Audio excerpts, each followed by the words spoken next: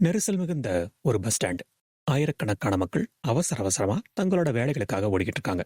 அங்க ரொம்ப சாதாரணமா, ரொம்ப டீசெண்டா ஒரு நடுத்தர வயசு பொண்ணும் ஒரு இளைஞனும் நின்னுட்டு இருக்காங்க. யாருமே இவங்கள சந்தேகப்பட மாட்டாங்க. அவ்வளோ டீசெண்டா இருக்காங்க. அவ்வளவு ஏன், நீங்க அந்த பக்கம் போனா கூட இவங்க மேல ஒரு துளி சந்தேகம் கூட உங்களுக்கு வராது. ஆனா அந்த சாதாரண முகங்களுக்கு பின்னாடி ஒரு ரத்த வெறி பிடிச்ச மிருகம் ஒளிஞ்சிருக்குன்னு யாருக்குமே தெரியாது. அப்போ அன்னைக்கு நைட்டு அந்த பொண்ணு பஸ் ஸ்டாண்டு ஓரமா நின்னுட்டு இருந்தப்போ, அவங்க வாழ்க்கையே அங்க முடிய போகுதுன்னு அவங்களுக்கு தெரியாது. ரொம்ப அன்பா பேசி, எங்க வீட்டுக்கு வா, உனக்கு நிறைய பணம் தரோம், விஐபிஸ் இருக்காங்க அப்படின்னு ஆசை வார்த்தை காட்டி கூட்டிட்டு போய், வெல், இப்படி போன அந்த 11 பேரும் அப்புறம் என்னன்னாங்க, இவங்க ஒரு பெரிய ரவுடி கேங்கோ இல்ல ஒரு அண்டர் வேர்ல்டு தாதாவோ கிடையாது. நம்ம வீட்டுக்கு பக்கத்துல இருக்கிற மாதிரி ஒரு சாதாரண குடும்பம் எப்படி எந்த தடயமும் இல்லாம அடுத்தடுத்து 11 பேரை கொடூரமா கொலை பண்ண முடிஞ்சது. ஒவ்வொரு கொலையும் ஒரு மாஸ்டர் பிளான் போட்டு போலீஸ் கண்ணுல கூட மண்ணை தூவிட்டு 4 வருஷமா இவங்க பண்ண அந்த வேட்டை நிஜமாவே கேட்கிறப்போ உடம்பு சிலுக்கும். இது ஏதோ கற்பனை சினிமா இல்ல, நம்மளை சுத்தி நடந்த ஒரு பகீர் சம்பவம். இப்போ அந்த பயங்கரமான உண்மையை தெரிஞ்சுக்க நீங்க ரெடியா? அனைவருக்கும் வணக்கம். இது ஃபிளாஷ்பேக் ஃபைல்ஸ். உங்களை கடந்த காலத்துக்கு அழைச்சிட்டு போற ஒரு குட்டி டைம் மிஷின். இது கேஸ் நம்பர் 78. வாங்க இந்த கேஸை விரிவா பார்க்கலாம்.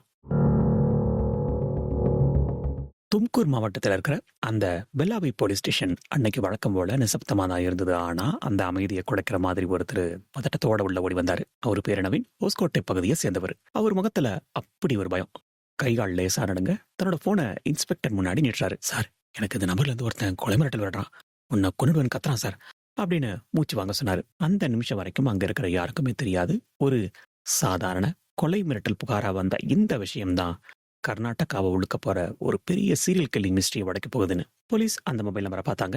அதுக்கப்புறம் அந்த நம்பரோட ஹிஸ்டரியை தோண்ட ஆரம்பிச்சாங்க. அப்பத்தான் அங்க இருந்த ஒவ்வொருத்தரோட முதுகெலும்புலையும் ஒரு நடுக்கம் பரவ ஆரம்பிச்சது. ஏன்னா அந்த நம்பர் யாரோட தெரியுங்களா? சில நாட்களுக்கு முன்னாடி அதே பெல்லாவை போலீஸ் ஸ்டேஷன் லிமிட்ல முகம் சிதைக்கப்பட்ட நிலையில கண்டெடுக்கப்பட்ட ஒரு பொண்ணோட நம்பர் அது. அந்த பொண்ணோட பேரு லட்சுமி தேவி. ஒரு பொணம் எப்படி இன்னொருத்தருக்கு போன் பண்ணி மிரட்டல் விடுக்க முடியும்? இதுதான் போலீஸ் ஒரு நிமிஷம் வரைய வச்ச அந்த திக் கேள்வி. இன்ஸ்பெக்டர் சித்தராஜு தலைமையிலான டீமுக்கு அப்பத்தான் ஒரு விஷயம் புரிய ஆரம்பிக்குது. அந்த பொண்ணை கொலை பண்ணவன் தான் அவளோட போனை திருடிட்டு போய் இப்போ வேற ஒருத்தரை மிரட்டுறதுக்கு அதை பயன்படுத்துறான் அப்படின்னு அவங்களுக்கு சந்தேகம் வருது. பொதுவா ஒரு கொலையாளி என்ன பண்ணுவான்? கொலை செஞ்ச உடனே விக்டிம் கிட்ட இருக்கிற தடயங்களை எல்லாம் அழிப்பான். குறிப்பா அந்த போனை உடைச்சு போட்டுருவான், இல்லைன்னா எங்கேயாவது தூக்கி ஆத்துல வீசிடுவான். பட் இங்க அந்த திருடன் தான் ஒரு பெரிய புத்திசாலி நினைச்சுக்கிட்டு அந்த போனை தான் சொந்த பயன்பாட்டுக்காக வச்சிருந்ததுதான் அவன் செஞ்ச முதல் தப்பு. உடனே தும்கூர் மாவட்ட எஸ்பி PRS சேட்டன் இந்த விஷயத்தோட சீரியஸை புரிஞ்சுக்கிட்டு ஒரு ஸ்பெஷல் இன்வெஸ்டிகேஷன் டீம் SIT அமைக்கிறாரு. அந்த நம்பர் இப்போ எங்க ஆக்டிவா இருக்குன்னு டவர் லொகேஷன் உடனே ட்ராக் பண்ணுங்கன்னு சொல்லி ஆர்டர் போடுறாரு. சைபர் கிரைம் டீம் களத்துல இறங்குறாங்க. அந்த போன் சிக்னல் எங்கெல்லாம் சுத்துதுன்னு மேப்ஸ்ல பாக்குறாங்க. லக்ஷ்மி தேவி காணாம போனா அன்னைக்கு அந்த போன் பெங்களூர் மெஜஸ்டிக் ஏரியாவில் இருந்திருக்கு. அப்புறம் நிலமங்கலாக்கு பக்கம் போயிருக்கு. கடைசியா அது பெங்களூர் சிட்டிக்குள்ள இருக்கிற ஒரு வீட்டை நோக்கி சிக்னல் காமிக்குது. போலீஸ் அந்த லொகேஷனை வச்சு அந்த வீட்டை கண்டுபிடிக்கிறாங்க. அங்க போய் சோதனை போடும்போதுதான் அந்த அதிர்ச்சியான உண்மை புரியுது. அந்த போனை பயன்படுத்திக்கிட்டு இருந்தது ராகவேந்திரா அப்படிங்கிற ஒரு இளைஞன். ஆனா போலீஸ் வரப்போறத மோப்பம் பிடிச்ச ராகவேந்திரா அங்கிருந்து தப்பிச்சு போயிடுறான். ஆனா அவன் தனியா இல்ல, அவனுக்கு பின்னாடியே அவனோட சித்தி பிரேமா அப்படிங்கிற ஒரு பொண்ணும் இருந்திருக்காங்கன்னு போலீஸ்க்கு அப்பதான் தெரிய வருது. இவங்க 2 பேரும் காணாம போன பல பெண்களுக்கும் ஏதோ தொடர்பு இருக்கு அப்படின்னு மட்டும் உறுதியா தெரியுது. பட் டீடைல்ஸ் அவங்களுக்கு தெரியல. இது வெறும் திருட்டு கேஸோ இல்ல வெறுமனே ஒரு கொலை கேஸோ மட்டும் இல்ல, இதுக்கு பின்னாடி ஏதோ ஒரு பெரிய நெட்வொர்க் இருக்கு, இவங்களை விடக்கூடாது அப்படின்னு சொல்லியிருக்காரு. அந்த ஸ்பெஷல் டீம் விடாப்பிடியா துரத்த ஆரம்பிக்குது. ராகவேந்திரா அண்ட் பிரேமா 2 பேரும் தப்பிச்சு அவங்களோட சொந்த ஊரான ஷிமோகா மாவட்டத்துல இருக்கிற தீர்த்தஹள்ளி தாலுகாவுக்கு போய் ஒரு காட்டுப்பகுதியில தலைமறைவா இருக்கிறாங்க அப்படிங்கிற தகவல் கிடைக்குது. 2011 ஏப்ரல் மாசம், இதே ஏப்ரல் மாசம் அந்த அதிகாலை நேரத்துல போலீஸ் அந்த இடத்தை சுத்தி வளைச்சு பிடிக்கிறாங்க. அங்க ராகவேந்திரா அண்ட் பிரேமாவை மடக்கி பிடிக்கும் போது அவங்க முகத்துல எந்த பதட்டமும் இல்ல. போலீஸ் ஸ்டேஷன்ல ரொம்ப சாதாரணமா, லக்ஷ்மி தேவி மட்டும் இல்ல சார், நாங்க இது வரைக்கும் 11 பொண்ணுங்களை கொண்டிருக்கோம் அப்படின்னு அவங்க சொன்னப்போ அங்க இருந்த போலீஸ்காரங்களுக்கு தலையே சுத்த ஆரம்பிச்சது. 11 கொலைகளா? இவ்வளவு காலமா யாருக்குமே தெரியாம எப்படி இது நடந்தது? இந்த பொண்ணுங்களுக்கு என்னாச்சு? அந்த திக்திக்குண்மைகளை அவங்க ஒவ்வொன்னா சொல்ல ஆரம்பிக்கும் போதுதான் அது எவ்வளவு பெரிய மாஸ்டர் பிளான் அப்படிங்கிறது போலீஸ்க்கு புரிய ஆரம்பிச்சது. இப்போ வருஷம் 2006 அக்டோபர் மாசம், பெங்களூர் நகரத்தோட இதயம் மாதிரி இருக்கிற அந்த மெஜஸ்டிக் பஸ் ஸ்டாண்டு எப்பவும் போல ஒரு திருவிழா மாதிரி பரபரப்பா இருக்கு. ஆயிரக்கணக்கான பஸ்கள் வந்துகிட்டு இருக்கு. கண்டக்டர் ஊர் பேரை சொல்லி கத்துற சத்தம், பயணிகளோட அவசரம், டீ கடைகள்ல வர அந்த வாசனைன்னு அந்த இடமே ஒரு தனி உலகம் மாதிரி இயங்கிட்டு இருக்கு. அந்த நெரிசலுக்கு நடுவுல யாரோட கவனமும் படாத மாதிரி ஒரு ஓரமா ஒரு பொண்ணு தனியா நின்று இருந்தாங்க. அவங்க ஒரு பாலியல் தொழிலாளி. சாயங்காலம் மெதுவா இருட்ட ஆரம்பிச்ச நேரத்துல வாடிக்கையாளர்களுக்காக அவங்க காத்துக்கிட்டு இருந்தாங்க. அந்த பொண்ணோட கழுத்துல ஒரு மெல்லிசான தங்கச்சங்கிலி, மத்தபடி எல்லாமே கவரிங் நகைகள் தான். அவங்க அந்த பஸ் ஸ்டாண்ட்ல கூட்டத்தோட கூட்டமா நடந்து போயிட்டு இருக்கும்போது 2 ஜோடி கண்கள் இந்த பொண்ணு மேல நிலகுத்தி நிக்குது. ஆனா அந்த பொண்ணுக்கு தெரியாது அந்த நகைகள், அதுவும் அந்த மெல்லிசான நகை தான் அவங்களோட உயிருக்கு எமனா வரப்போகுதுன்னு. சரியா அந்த நேரத்துல தான் அந்த பொண்ணை நோக்கி பிரேமா அப்படிங்கிற ஒரு நடுத்தர வயது பெண்ணும், முன்னாடி பார்த்த ராகவேந்திரா அப்படிங்கிற ஒரு இளைஞனும் மெதுவா வராங்க. அவங்க 2 பேரையும் பார்த்தா முன்னாடியே சொன்ன மாதிரி யாருமே சந்தேகப்பட மாட்டாங்க. ரொம்ப சாதாரணமா டீசெண்டா ஒரு குடும்பத்து ஆட்கள் பார்க்குற மாதிரி தான் இருக்காங்க. ராகவேந்திரா ஒரு 2 ஸ்டெப் பின்னாடி நிக்க, பிரேமா அந்த பொண்ணுகிட்ட பேச ஆரம்பிக்கிறாங்க. இங்கதான் அவங்களோட அந்த சைக்கலாஜிக்கல் கேம் ஆரம்பிக்குது. பொதுவா அந்த மாதிரி பொண்ணுங்க கிட்ட ஏதாவது ஒரு முரட்டுத்தனமான ஆள் வந்து மிரட்டுற மாதிரி கூப்பிட்டா அவங்க உடனே உஷாராயிருவாங்க. யாரோ தப்பா வராங்கன்னு நினைச்சு அந்த இடத்த விட்டு தள்ளி போக முயற்சி பண்ணுவாங்க. பட் பிரேமா ஒரு நடுத்தர வயது பொண்ணா வந்து ரொம்ப சாஃப்டா அன்பா பேசுறப்போ அந்த பொண்ணுக்கு ஒரு துளி சந்தேகம் கூட வரல. என் வீட்டுக்கு வா, உனக்கு நிறைய பணம் தரும் அப்படின்னு பிரேமா ஆசை வார்த்தை சொன்னதும் அந்த பொண்ணு மனசுக்குள்ள ஒரு நிமிஷம் யோசிச்சாங்க. கூட ஒரு லேடி இருக்காங்க, அப்புறம் ஒரு பையன் இருக்கான். இவங்க கூட போனா நமக்கு எந்த ஆபத்தும் வராது அப்படிங்கிற மாதிரி அவங்க முழுசா நம்பினாங்க. அந்த நம்பிக்கையை தான் அந்த கொலையாளிகள் தங்களோட முதல் ஆயுதமா பயன்படுத்தினாங்க. சரி சார், வரேன் அப்படின்னு அந்த பொண்ணு அவங்க பின்னாடி கிளம்புறா. மெஜஸ்டிக் பஸ் ஸ்டாண்ட்ல இருந்து அவங்கள ஒரு மாருதி வேன்ல ஏத்திக்கிட்டு பெங்களூர் நகரத்தோட அவுட்டர்ல இருக்கிற பீனியா பகுதியை தாண்டி நிலமங்கலா ஏரியாவில் இருக்கிற தங்களோட வாடகை வீட்டுக்கு கூட்டிட்டு போறாங்க. அந்த வேன்ல போகும்போது கூட அந்த பொண்ணு ரொம்ப கேஷுவலா தான் இருந்திருக்காங்க. ஆனா அந்த வேன் நிக்க போற இடம் ஒரு பாதுகாப்பான வீடா இல்ல ஒரு கொடூரமான கொலைக்களமான்னு அவங்களுக்கு தெரியல. நிலமங்கலா வீட்டுக்குள்ள நுழைஞ்சதும் பிரேமா அந்த பொண்ணை உபசரிக்கிற மாதிரி நடிக்கிறா. நீ ரொம்ப டயர்டா இருப்பியே, இந்தா இதை குடி அப்படின்னு சொல்லி ஒரு மது பாட்டிலை எடுத்து அந்த பொண்ணு முன்னாடி வைக்கிறா. ஆனா அந்த மதுல ஏற்கனவே ராகவேந்திரா அதிக அளவிலான தூக்க மாத்திரைகளை கலந்து வச்சிருந்தான். எந்த சந்தேகமும் இல்லாம அந்த பொண்ணு அந்த மதுவை ஒரு மிடரை குடிச்சு சில நிமிஷங்கள்லயே அந்த பொண்ணோட கண்கள் சொக்க ஆரம்பிக்குது. அப்படியே தலையை சுத்திக்கிட்டு மயங்கி தரையில விடுறாங்க. அது வரைக்கும் அமைதியா இருந்த அந்த வீடு இப்போ ஒரு கொடூரமான இடமா மாற ஆரம்பிக்குது. மயக்கத்துல இருக்கிற அந்த பொண்ணை பார்த்ததுமே ராகவேந்திராக்குள்ள இருக்கிற அந்த மிருகம் வெளியே வருது. ராகவேந்திரா அந்த பொண்ணு பக்கத்துல போறான். எந்த ஒரு ஈவு இறக்கமும் இல்லாம மயக்கத்துல இருக்கிற அந்த பொண்ணை ராகவேந்திரா கொடூரமான முறையில பாலியல் வன்கொடுமை பண்றான். அந்த பக்கம் பிரேமா இவ்வளவு கொடூரம் நடந்துகிட்டு இருக்கும் போதும் அதை கண்டு காணாத மாதிரி நிக்கிறா. கொஞ்ச நேரத்துல அந்த பொண்ணோட கழுத்தை ராகவேந்திரா தன் கையாலேயே பலமா இருக்க ஆரம்பிக்கிறான். அந்த பொண்ணு மயக்கத்துல இருந்ததுனால அவங்களால ஒரு சின்ன சத்தம் கூட போட முடியல. ஒரு சின்ன போராட்டத்தை கூட அவங்களால கொடுக்க முடியல. அவங்க உயிர் மெதுவா அந்த பொண்ணோட உடம்புல இருந்து பிரிய ஆரம்பிக்குது. அந்த வேலை முடிஞ்ச உடனே அந்த பொண்ணோட உடம்புல இருக்கிற தங்க நகைகளை உருவி எடுக்கிறாங்க. அவங்களோட ஒரே குறிக்கோள் அந்த பொண்ணோட உயிர் கிடையாது, அவங்க உடம்புல இருந்த அந்த தங்க நகை மட்டும்தான். இப்போ கொலை பண்ணியாச்சு, நகைகள் எடுத்தாச்சு. ஆனா இந்த உடம்பை எப்படி மறைக்கிறது?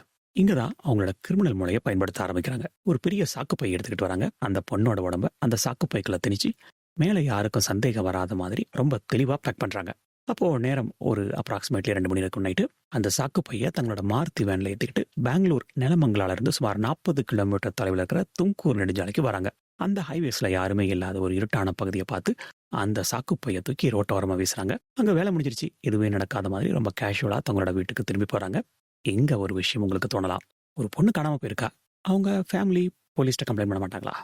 இங்கதான் இந்த கொலையாளிகளோட மாஸ்டர் பிளான் இருக்கு. பாலியல் தொழில் செய்யற பெண்கள் பெரும்பாலும் தங்களோட அடையாளத்தை வெளியே சொல்ல மாட்டாங்க. அவங்க ராத்திரி நேரத்துல எங்க போறாங்க, யாரை பாக்குறாங்கன்னு வீட்டுல இருக்கிறவங்க கிட்ட கூட சரியா சொல்ல மாட்டாங்க. ஒருவேளை அவங்க காணாம போனாலும் அவங்களோட ஃபேமிலிக்கு இது போலீஸ் ஸ்டேஷன் வரைக்கும் கொண்டு போனா ஒரு அவமான விஷயமா இருக்கும் அப்படின்னு நினைச்சு உடனே கம்ப்ளைண்ட் பண்ணவே தயங்குவாங்க. இந்த ஒரு சிஸ்டத்தோட லூப்போல தான் பிரேமாவும் ராகவேந்திராவும் ரொம்ப பெர்ஃபெக்டா பயன்படுத்திருக்காங்க. அக்டோபர் 2006 நடந்த இந்த முதல் கொலை எந்த ஒரு தடயமும் இல்லாம ரொம்ப ஈஸியா முடிஞ்சிருக்கு. போலீஸ் தேடல, நியூஸ்ல எந்த தகவலும் வரல. அது இந்த மர்ம ஜோடிக்கு ஒரு பெரிய தைரியத்தை கொடுத்திருக்கு. நம்ம எத்தனை கொலை பண்ணாலும் நம்மளால ஈஸியா தப்பிக்க முடியும் அப்படிங்கிற திமிரு அவங்களுக்குள்ள அந்த சீரியல் கில்லிங் நெட்வொர்க்கை உருவாக்க ஆரம்பிச்சது. முதல் கொலையில கிடைச்ச அந்த தங்கமும் நகையும் பணமும் அவங்களோட ஆசையை இன்னும் அதிகமாச்சு. யாரை ஈஸியா ஏமாத்தலாம் அப்படின்னு அவங்களுக்குள்ள ஒரு தெளிவான ஐடியா இருந்தது. அவங்களோட அடுத்தடுத்த டார்கெட் எல்லாமே உடம்புல நகை போட்டுக்கிட்டு மெஜஸ்டிக் மாதிரியான பஸ் ஸ்டாண்ட்ல இருக்கிற தனியான பெண்கள் மட்டும்தான். இங்க நம்ம ஒரு விஷயத்த தெளிவா புரிஞ்சுக்கணும். பிரேமா அண்ட் ராகவேந்திரா 2 பேரும் வெறும் கொலைகாரங்க மட்டும் கிடையாது, இன்னொரு இல்லீகல் பிசினஸும் பண்ணிட்டு இருந்தாங்க. அது பெங்களூர் சிட்டிக்குள்ள பிராத்தல். இதனால அந்த தொழில வர பெண்கள்ல யார்கிட்ட நகைகள் இருக்கும், யாருக்கு பின்னாடி பெரிய ஆட்கள் இருக்காங்க, யாரை ஈஸியா ஏமாத்தி தங்களோட வலைக்குள்ள கொண்டு வரலாம் அப்படிங்கிறத பத்தி அவங்களுக்கு தெளிவா தெரிஞ்சிருந்தது. அவங்களோட மெயின் டார்கெட் எல்லாமே உடம்பு நிறைய நகையை போட்டுக்கிட்டு மெஜஸ்டிக் மாதிரியான பஸ் ஸ்டாண்ட் ஏரியாக்கள்ல கஸ்டமரை தேடி வர பெண்கள் மட்டும்தான். அதுவும் குறிப்பா பெங்களூர் நகரத்துல தனியா வசிக்கிற தன்னோட குடும்பத்தோட எந்த தொடர்பும் இல்லாத இருக்கிற மாதிரியான பெண்களா பார்த்து தேடி பிடிச்சு அவங்களோட வலையில விழ வைக்க ஆரம்பிச்சாங்க. இவ்வளவு பெண்களை தொடர்ந்து கடத்தி கொலை செஞ்சும் இவங்க எப்படி யாரோட கண்ணிலையும் படாம தப்பிச்சாங்கன்னு யோசிச்சா அதுக்கு பின்னாடி ஒரு தெளிவான கொடூரமான பிளான் இருந்திருக்கு. பிரேமா நேரா அந்த பொண்ணை தேடி போவா. எங்க வீட்டுல இன்னைக்கு ஒரு பார்ட்டி இருக்கு, விஐபி கஸ்டமர்ஸ் வராங்க, நீ மட்டும் வந்தா உனக்கு ஒரு பெரிய பணம் கிடைக்கும் அப்படின்னு சொல்லி ஆசை காட்டுவா. அந்த ஒரு பெரிய தொகை ஒரே நாள்ல கிடைக்கணும்னு ஆசைப்பட்ட அந்த பெண்களும் எந்த யோசனையும் இல்லாம சம்மதிப்பாங்க. ஆனா பாவம், தங்கள கூப்பிடுறது ஒரு வாடிக்கையாளர் கிடையாது, தங்களோட உயிரை எடுக்க போற ஒரு கொலையாளி அப்படின்னு அவங்களுக்கு தெரியாது. பொதுவாவே ஒரு பெரிய லாபம் காத்துக்கிட்டு இருக்குன்னு நினைக்கும்போது நம்மளோட ஜாக்கிரதை உணர்வு ரொம்ப குறைஞ்சு போயிடும். அதுதான் பேசிக் ஹியூமன் சைக்காலஜி. அந்த பெண்களும் கிட்டத்தட்ட அப்படிதான். ஒரு பெரிய தொகை கிடைக்க போகுது அப்படின்னு எதிர்பார்த்து இந்த மர்ம ஜோடியோட வீட்டுக்குள்ள எந்த பயமும் இல்லாம போனாங்க. முதல் கொலை நிலமங்கலாக்கு பக்கத்துல நடந்துச்சு அப்படின்னா, அடுத்தடுத்த கொலைகளுக்காக இவங்க பெங்களூரோட சுல்தான் பாளையா, மகாலட்சுமி லேஅவுட் இந்த மாதிரியான பகுதிகளில் இருக்கிற தங்களோட வீடுகளை பயன்படுத்தினாங்க. அந்த பெண்களை வீட்டுக்கு அழைச்சிட்டு வந்ததுக்கு அப்புறம் அவங்களுக்கு குடிக்கிறதுக்கு பீர் கொடுப்பாங்க. ஆனா அந்த பீர் பாட்டில்ல ஏற்கனவே அளவுக்கு அதிகமா தூக்க மாத்திரைகள் ராகவேந்திரா கலந்து வச்சிருப்பாரு. எந்த சந்தேகமும் இல்லாம அந்த பெண்கள் அந்த பீரை குடிச்சதும் கொஞ்ச நேரத்துல அவங்க கண்கள் சொக்கி அப்படியே ஆழ்ந்த மயக்கத்துக்கு போயிடுவாங்க. அந்த பெண்கள் மயங்கின அடுத்த நிமிஷமே அங்க இருக்கிற ஒவ்வொருத்தரும் ஒரு கொடூரமான மிருகமா மாறிடுவாங்க. ராகவேந்திரா அவனோட இன்னொரு கூட்டாளியும் சேர்ந்து அந்த பெண்களை ரொம்ப கொடூரமா பாலியல் வன்கொடுமை பண்ணுவானுங்க. அதுக்கப்புறம் எந்த ஈவு இறக்கமும் இல்லாம அந்த பொண்ணோட கழுத்தை இறுக்கி கொண்டுட்டு அவங்களோட உடம்புல இருக்கிற ரத்த நகையை அள்ளிப்பானுங்க. இப்படி 2006 ஆரம்பிச்சு அவங்களோட ரத்த வேட்டை 2010 பிப்ரவரி மாசம் வரைக்கும் யாருக்கும் தெரியாம ரொம்ப துல்லியமா நடந்துட்டு இருந்தது. அடுத்தடுத்து பல பெண்கள் காணாம போயிட்டே இருந்தாலும் ஒருத்தர் கூட போலீஸ்ல கம்ப்ளைண்ட் பண்ணல. அதனால பிரேமா அண்ட் ராகவேந்திரா அண்ட் அவனோட இன்னொரு கூட்டாளியும் சேர்ந்து ஒரு பெரிய சீரியல் கில்லிங் நெட்வொர்க்கையே பக்காவா எந்த சிக்கலும் இல்லாம கூலா நடத்திட்டு வந்திருக்காங்க. பொதுவா எந்த ஒரு கொலையாளியும் ஒரு கொலையை பண்ணி முடிச்ச உடனே ஏதாவது ஒரு பதட்டத்துல பயத்துல தப்பு பண்ணி மாட்டிப்பான். ஆனா இந்த பிரேமா ராகவேந்திரா டீம் வேற மாதிரி. கொலை செஞ்ச அடுத்த நாள் காலையில எதுவுமே நடக்காத மாதிரி ரொம்ப சாதாரணமா எந்த சலனமும் இல்லாம தங்களோட தினசரி வாழ்க்கையை ஆரம்பிப்பாங்க. அவங்க முகத்தை பார்த்தா நேத்து ராத்திரி ஒரு உயிரை பறிச்சிருக்காங்கன்னு யாராவது சொன்னா கூட நம்ப மாட்டாங்க. அந்த அளவுக்கு அவங்க பர்ஃபெக்டா ஆக்ட் பண்ணாங்க. இப்போ இவங்களுக்கு முன்னாடி இருக்கிற ஒரு பெரிய சவால் என்னன்னா, கொலை செய்யப்பட்ட பெண்கள் இருந்து கொள்ளையடிக்கப்பட்ட அந்த தங்க நகைகள். யோசிச்சு பாருங்க, ஒருத்தர் 2 பேர் இல்ல 11 பெண்களோட நகை. இவ்வளவு பெண்களோட நகைகள் எடுத்துட்டு போய் பெங்களூர் மாதிரியான ஒரு பெரிய சிட்டியில இருக்கிற அடகு கடைகளை வித்தோம்னா, அல்லது வேற ஏதாவது கடையில கொண்டு போய் அடகு வச்சோம் அப்படின்னா கடைக்காரங்களுக்கு கண்டிப்பா சந்தேகம் வரும் இல்லையா? அப்படி கடைக்காரங்க யாராவது போலீஸ்க்கு போன் பண்ணிட்டா அப்புறம் மொத்த கதையும் முடிஞ்சிடும். சோ இங்கதான் இவங்க தன்னோட புத்திசாலித்தனத்தை பயன்படுத்துறாங்க. இந்த நகைகளை எல்லாம் மொத்தமா எடுத்துட்டு போய் ஒரே கடையில வைக்காம ரொம்ப தெளிவா பிளான் பண்ணி முதல்ல பிரிச்சுப்பாங்க. நம்ம ஊர்ல இல்லத்தரசிகள் மாதாந்திர பட்ஜெட்ல சிறுக சிறுக சேமிச்ச பணத்தை யாருக்கும் தெரியாம வீட்டுல பல இடங்கள்ல பிரிச்சு பிரிச்சு ஒளிச்சு வைப்பாங்க இல்லையா? அதே மாதிரிதான் இந்த நகைகள் எல்லாம் ராகவேந்திரா அண்ட் அவனோட கூட்டாளிகளை யாராவது ஒருத்தன் பெங்களூருக்கு வெளியில இருக்கிற ஏதோ ஒரு வெளியூருக்கு எடுத்துட்டு போவாங்க. குறிப்பா அவங்களோட சொந்த ஊரான ஷிமோகா மாதிரியான இடங்களுக்கு போவாங்க. அங்க இருக்கிற சின்ன சின்ன அடகு கடைகள்கிட்ட போய் அந்த நகைகளை விற்கிறப்போ இவனுங்க ஒரு பெரிய நாடகமே ஆடுவானுங்க. கடையில நுழைஞ்சதோ முகத்தை ரொம்ப சோகமா வச்சுக்கிட்டு, என் ஒய்ஃபுக்கு உடம்பு சரியில்லை, அவங்க ஆஸ்பத்திரியில் அட்மிட் பண்ணியிருக்கேன், இப்போ அவசரமா பணம் தேவைப்படுது, அப்படி இப்படி ஏதாவது ஒரு எமோஷனலான ஸ்டோரியை பொய்யான கதையை சொல்லுவானுங்க. அந்த கடைக்காரங்களும் இவங்க சொல்றதை நம்பி பாவப்பட்ட அந்த நகையை வாங்கிட்டு பணத்தை கொடுப்பாங்க. சில நேரங்கள்ல அந்த மாதிரியான நகைகளை அப்படியே விற்காம உருக்கி பொண்ணா மாத்தியும் வித்திருக்கானுங்க. இதனால எந்த பொண்ணோட நகை எந்த கடைக்கு போச்சுன்னு போலீஸால ஈஸியா ட்ராக் பண்ணவே முடியாது. இந்த கொடைகள் மூலமா கிடைச்ச பணத்தை வச்சு இவங்க பெங்களூர்ல ரொம்ப ஆடம்பரமான வாழ்க்கை வாழ்ந்துட்டு வந்துட்டு நல்ல வீடு நல்ல வசதின்னு யாருக்குமே இவங்க மேல சந்தேகம் வராத அளவுக்கு தங்களை ஒரு கௌரவமானவங்களா காட்டிட்டு இருக்கானுங்க. மற்றவங்களுக்கு இவங்க பண்ற பிராத்தல் அப்படிங்கிறது மட்டும் தான் தெரியும். ஓரளவுக்கு அக்கம் பக்கத்து வீட்டில் இருக்கிறவங்களுக்கு. அதை தவிர இவனுங்க ஒரு ரத்த வெறி பிடிச்ச சீரியல் கில்லர்ஸ் அப்படின்னு யாருக்குமே ஒரு சின்ன சந்தேகம் கூட வரல. ஆனா இவங்க இவ்வளவு ஜாக்கிரதையா இருந்தாலும் 11 உடம்பு என்னாச்சு? அதோட போலீஸ் கண்ணில் படாம போச்சு. இது ஒரு சீரியல் கில்லரோட வேலை அப்படின்னு ஏன் கண்டுபிடிக்க முடியல? இதுக்கு பல காரணங்கள். ரொம்ப முக்கியமான காரணம் ஏற்கனவே சொன்னது மாதிரி உடம்ப ஒரே இடத்துல போடாம வெவ்வேறு ஏரியாக்கள்ல தனித்தனியா பிரிச்சு போடுவானுங்க. உதாரணமா சொல்லணும்னா, நிலமங்கலா சுற்றுப்பகுதியில் ஒரு 4 உடம்பு, பெங்களூர் அண்ட் அதை சுற்றி இருக்கிற உடம்புல ஒரு 4 உடம்பு, தும்கூர் மாவட்டத்துல 3 உடம்பு அப்படின்னு சொல்லி வெவ்வேறு நேரங்கள்ல வெவ்வேறு இடங்களை கொண்டு போய் வீசிருக்கானுங்க. இது மட்டும் இல்லாம ஒவ்வொரு பாடியை டிஸ்போஸ் பண்ணும்போதும் அந்த பேட்டனை இவங்க லேசா மாத்திருக்கானுங்க. சில நேரங்கள்ல அந்த உலகளை ஒரு பெரிய சாக்கு பையில கட்டி ஏரிக்குள்ள வீசிருக்கானுங்க. இன்னும் சில நேரங்கள்ல அந்த பொண்ணோட அடையாளம் தெரியக்கூடாது அப்படிங்கிறதுக்காக முகத்தை ரொம்ப கொடூரமா அடிச்சு செதைச்சு ஹைவேஸ்ல வீசிருக்கானுங்க. முகமே தெரியல அப்படின்னா போலீஸால கண்டுபிடிக்க முடியாது இல்லையா? அதுக்கப்புறம் கேஸை மேற்கொண்டு கொண்டு போக முடியாது இல்லையா அப்படின்னு சொல்லி இவங்க கணக்கு போட்டிருக்காங்க. இதனால என்ன ஆச்சுன்னா, ஒவ்வொரு போலீஸ் ஸ்டேஷன் லிமிட்லையும் இது ஒரு தனித்தனி மர்டர் கேஸ் தான் அப்படின்னு சொல்லி பதிவாச்சு. நிலமங்கலா போலீஸுக்கு தும்கூர்ல நடந்த கொலையை பத்தி தெரியாது. அதே மாதிரி தும்கூர் போலீஸ்க்கு பெங்களூர்ல ஒரு பாடி கிடைச்ச விஷயமே தெரியாது. அந்தந்த ஊர் போலீஸ் அவங்க ஏரியால கிடைச்ச அந்த ஒரு பிணத்தை மட்டும் வச்சு விசாரணை பண்ணுவாங்க. அதுவும் அடையாளம் தெரியாத அனாதை பிணமா இருக்கிறதுனால கொஞ்ச நாள் விசாரணை பண்ணிட்டு அப்புறம் அந்த பையில தூக்கி அப்படியே ஓரமா வச்சிருவாங்க. எந்த ஒரு உடம்பையும் அவங்களோட ஒரிஜினல் அடையாளம், அதாவது ஆதார் கார்டுலயோ பர்ஸோ செல்போனோ எதுவும் கிடைக்காத மாதிரி இவனுங்க ரொம்ப ஜாக்கிரதையா பார்த்துப்பானுங்க. இந்த 11 கொலைகளுக்கும் பின்னாடி ஒரு பெண் அண்ட் அவரோட கூட்டாளிகள் தான் இருக்கிறாங்க அப்படிங்கிற உண்மை பல வருஷங்கள் யாருக்கும் தெரியாம இருட்டுக்குள்ள தான் மறைஞ்சு போயிருந்தது. பொதுவா ஒருத்தர் காணாம போயிட்டா வீட்டுல இருக்கிறவங்க உடனே போலீஸ் ஸ்டேஷன்ல மிஸ்ஸிங் கம்ப்ளைண்ட் கொடுப்பாங்க இல்லையா? ஆனா இந்த 11 பேரும் காணாம போனப்ப கம்ப்ளைண்ட் கொடுக்காத ரீசன் ஏற்கனவே பார்த்த மாதிரி இவங்களோட தொழில். அதனால குடும்பத்தில் இருக்கிறவங்க பெருசா இவங்கள பத்தி கம்ப்ளைண்ட் பண்ண முடியாம போயிடுச்சு. கூடவே நம்ம ஊர்ல இருக்கிற அதே சாதாரண மைண்ட் செட் தான். அதாவது எதுக்கு தேவையில்லாம போலீஸ் கோர்ட்டு நுழையணும் அப்படின்னு சொல்லி ஒதுங்கி போறது. இது கொலையாளிகளுக்கு ஒரு மிகப்பெரிய பிளஸ் அமைஞ்சது. இதோட சேர்த்து போலீஸ் தரப்புல இருந்த கவனக்குறைவும் ஒரு முக்கியமான காரணம். ஹைவேஸ் ஏரிகளில் கிடைச்ச அந்த முகம் சிதைக்கப்பட்ட அனாதை உடலை ஒரு சாதாரண கொலை வழக்கா பதிவு பண்ணி அந்த ஃபைலை மூடிட்டாங்க. இந்த எல்லா கொலைகளுக்கும் இடையிலையும் ஒரு லிங்க் இருக்கிறது அப்படிங்கிறத கண்டுபிடிக்க அவங்க தவறிட்டாங்க. பட் போலீஸையும் இந்த விஷயத்தை பொறுத்த வரைக்கும் பெருசா குறை சொல்ல முடியாது. ஏன்னா பேட்டர்ன் வேற வேற மாதிரி இருந்தனால இவங்களால இது எல்லாத்தையும் பண்ணது ஒருத்தங்க தான் அப்படின்னு கெஸ் கூட பண்ண முடியல. இதனாலதான் இந்த கொலையாளிகள் எந்த பயமும் இல்லாம பல வருஷங்களா இந்த வேட்டையை தொடர்ந்து பண்ணிட்டு இருந்திருக்கானுங்க. இப்பதான் இந்த கேஸோட ஆரம்ப புள்ளியான நவீன் அப்படிங்கிறவருக்கு அந்த மிரட்டல் கால் அண்ட் அந்த காணாம போன லக்ஷ்மி தேவி அப்படிங்கிற பொண்ணு. இறந்து போன அந்த லக்ஷ்மி தேவியோட பொண்ணை பத்தி ஆழமா விசாரிச்சப்பதான் அவங்களோட கணவர் பேர் கோபாலகிருஷ்ணன் அப்படின்னு போலீஸ்க்கு தெரிய வந்தது. இதுதான் பல வருஷங்களா இருந்த அந்த மிஸ்ட்ரி கேஸுக்கு கிடைச்ச முதல் பிரேக் த்ரூ. லக்ஷ்மி தேவி காணாம போன அந்த பின்னணியை போலீஸ் ஒவ்வொன்றா தோண்ட ஆரம்பிச்சாங்க. இப்போ இவங்களுக்கு முன்னாடி இருந்த ஒரே க்ளூ லக்ஷ்மி தேவி வச்சிருந்த அந்த செல்போன் மட்டும்தான். இவ்வளவு பெர்ஃபெக்டா 11 கொலைகளை செஞ்ச கொலையாளிகள் ஒரு சின்ன செல்போன் விஷயத்துல தப்பு பண்ணுவாங்க அப்படின்னு போலீஸே சொல்ல போன எதிர்பார்க்கல. கொலை செய்யப்பட்ட அந்த லக்ஷ்மி தேவி அப்படிங்கிற பொண்ணோட செல்போனை அவன் பயன்படுத்த ஆரம்பிச்சிருக்கான்.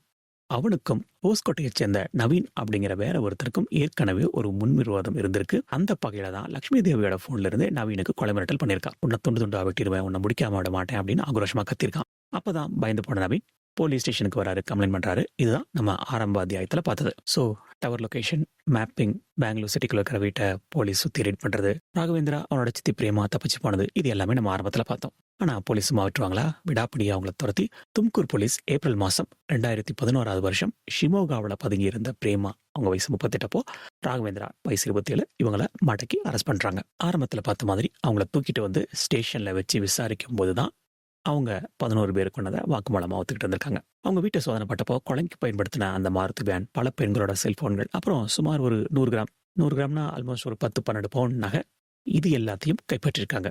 11 பெண்களை வெறும் 100 கிராம் தங்க நகைக்காகவும் சில செல்போன்களுக்காகவும் உயிரை பறிச்சிருக்காங்க அப்படிங்கிற அந்த கசப்பான உண்மை உள்ளா வெளியே வந்தது. இந்த வேட்டையில இவங்க 2 பேர் மட்டுமல்ல, முன்னாடியே பார்த்த மாதிரி அவங்களோட இன்னொரு கூட்டாளியான சுந்தரேஷ் அப்படிங்கிறவரையும் போலீஸ் துரத்த ஆரம்பிச்சாங்க.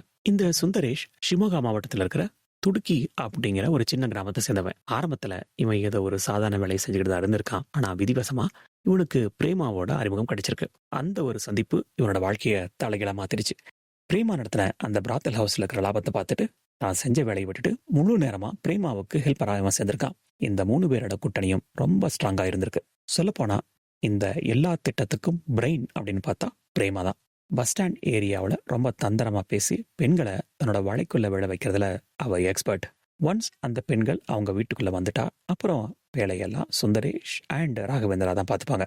அந்த பெண்களை வன்கொடுமை செய்யறதுல இருந்து அவங்க கழுத்தை நெரிச்சு கொள்றது, அப்புறம் அந்த பாடியை பேக் பண்ணி யாருக்கும் தெரியாம நெடுஞ்சாலைகள்ல வீசுறதுன்னு எல்லா வேலைகளையும் இவனுங்க 2 பேரும் கச்சிதமா செஞ்சு முடிச்சிருக்கானுங்க. போலீஸ் ஷிமோகாவில் வச்சு பிரேமா, ராகவேந்திரா இவங்களை அரெஸ்ட் பண்ணப்போ சுந்தரேஷ் மட்டும் எப்படியோ போலீஸ் கண்ணில் மண்ணை தூவிட்டு தப்பிச்சிட்டான். கர்நாடகா முழுக்க போலீஸ் வலை வீசி தேடுறாங்க. ஆனா அந்த நேரத்துல சுந்தரேஷை பிடிக்க முடியல. மீடியா ரிப்போர்ட்ஸ் படி போலீஸ்ல இருந்து தப்பிச்சவன் ரொம்ப நாளா தலைமறைவாதான் இருந்திருக்கான். சுந்தரேஷ் ஒரு பக்கம் இல்லாம இருந்தாலும் பிரேமா அண்ட் ராகவேந்திராவோட பேக்ரவுண்டை போலீஸ் தோண்ட ஒவ்வொரு நாளும் புது புது அதிர்ச்சிகள் வெளியாயிருக்கு.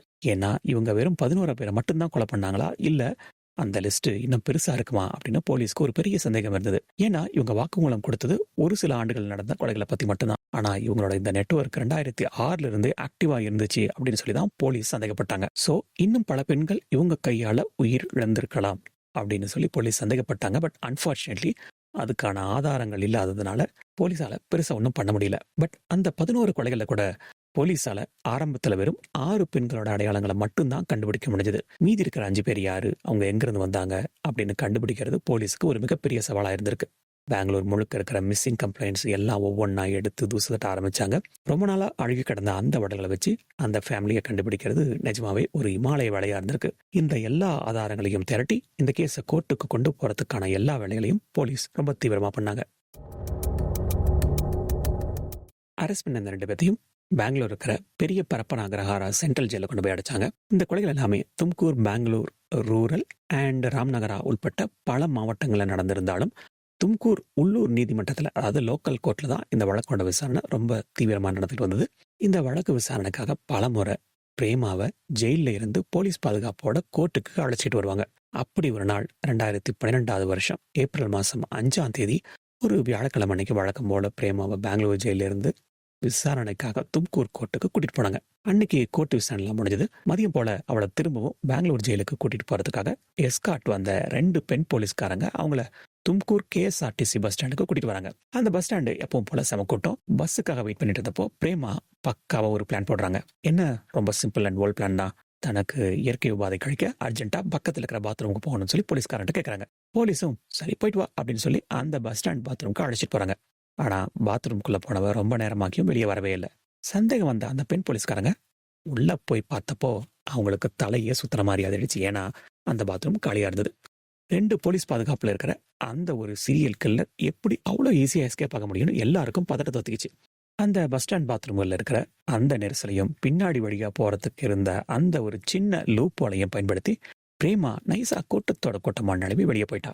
11 கொலைகள் செஞ்சதா சந்தேகப்படுற ஒரு ஆபத்தான குற்றவாளி தப்பிச்சிட்டா அப்படின்னு தகவல் கிடைச்சதும் ஒட்டுமொத்த தும்கூர் போலீஸுமே அலர்ட் ஆயிட்டாங்க.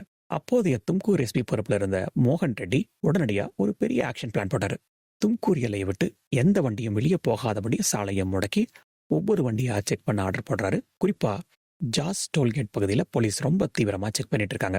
அப்போ பெங்களூர் நோக்கி போயிட்டு இருந்த அந்த ஒரு பிரைவேட் பஸ்ஸை தடுத்து நிறுத்தி உள்ள போய் பார்த்தப்போ நம்ம சீரியல் கில்லர்ஸ் பிரேமா எதுவும் தெரியாத மாதிரி பாடு கேஷுவலா உட்காந்துட்டு இருந்திருக்கா. தப்பிச்ச 1 மணி நேரத்துக்குள்ள போலீஸ் அவளை திரும்பவும் மடக்கி பிடிச்சாங்க. டியூட்டியில அலட்சியமா இருந்த அந்த 2 பெண் போலீஸ்காரங்களையும் SP மோகன் ரெட்டி துறை ரீதியான விசாரணைக்கு உத்தரவிட்டாரு. கடைசியில இந்த 11 கொலை வழக்குகளை முழுமையா விசாரிச்ச நீதிமன்றம் இது ஒரு திட்டமிட்ட கொடூரமான கொலை அப்படின்னு சொல்லி உறுதி பண்ணி இந்திய தண்டனை சட்டம் IPC பிரிவு 302, 392 அண்ட் 201க்கு கீழே பிரேமா அண்ட் ராகவேந்திரா 2 பேருக்கும் வாழ்நாள் சிறை தண்டனை, லைஃப் இம்ப்ரிஸ்மெண்ட் வழக்கு தீர்ப்பு சொல்றாங்க. ரைட், இப்போ இந்த கேஸோட கடைசி பகுதிக்கு வந்துட்டோம். இந்த தும்கூர் சீரியல் கில்லிங் சம்பவம் நமக்கு ஒரு பெரிய பாடத்தை சொல்லி கொடுத்துருக்கு. பேராசை எப்பவுமே பெருநஷ்டத்தை தான் கொடுக்கும். உங்களுக்கு நிறைய பணம் வரும்னு எந்த திட்டமா இருந்தாலும் சரி, அது ஃபைனான்ஷியலா இருந்தாலும் சரி, இண்டிவிஜுவலா இருந்தாலும் சரி, யாராவது சொன்னாங்க அப்படின்னா கண்டிப்பா அதுல ஏதாவது ஒரு சூழ்ச்சி இருக்கும். நம்ம உஷாரா இருக்கணும். அதே மாதிரி பாதுகாப்பு விஷயத்துல எப்பவுமே கவனமா இருக்கணும். நம்ம எங்க போறோம் எங்க வரோம் அப்படிங்கிற தகவலை கண்டிப்பா நம்மளோட குடும்பத்துக்கோ இல்ல ஃப்ரெண்ட்ஸுக்கோ எப்பவுமே ஷேர் பண்ணிட்டே இருக்கணும். உலகத்துல எந்த கிரைமுமே பர்ஃபெக்ட் கிரைம் அப்படின்னு சொல்ல முடியாது. அதுக்கு இந்த ராகவேந்திரா அண்ட் பிரேமாவோட கேஸே ஒரு சாட்சி. ஆல் ரைட் மக்களே, இந்த கேஸ் ஸ்டடி உங்களுக்கு ஒரு புதுவிதமான பார்வையை கொடுத்துருக்கோம் நம்புறேன். வேற ஏதாவது சுவாரஸ்யமான இல்ல மர்மமான கேஸை பத்தி நம்ம டிஸ்கஸ் பண்ணணும் அப்படின்னு நீங்க ஆசைப்பட்டா அதை கமெண்ட்ல சொல்லுங்க. இந்த வீடியோ உங்களுக்கு பிடிச்சிருந்தா லைக் பண்ணுங்க, உங்களோட ஃப்ரெண்ட்ஸ் அண்ட் ஃபேமிலிக்கு மறக்காம ஷேர் பண்ணுங்க, உங்களோட கருத்துக்களை கமெண்ட் பண்ணுங்க. இன்னும் சப்ஸ்கிரைப் பண்ணாம பாக்குறீங்க அப்படின்னா தயவு பண்ணி சப்ஸ்கிரைப் பண்ணுங்க. மறுபடியும் ஒரு இன்ட்ரெஸ்டிங்கான ரியல் இன்சிடென்ட்ல சந்திப்போம். அது வரைக்கும் உங்களோட உடல்நலத்தையும் மனநலத்தையும் பத்திரமா பார்த்துக்கோங்க.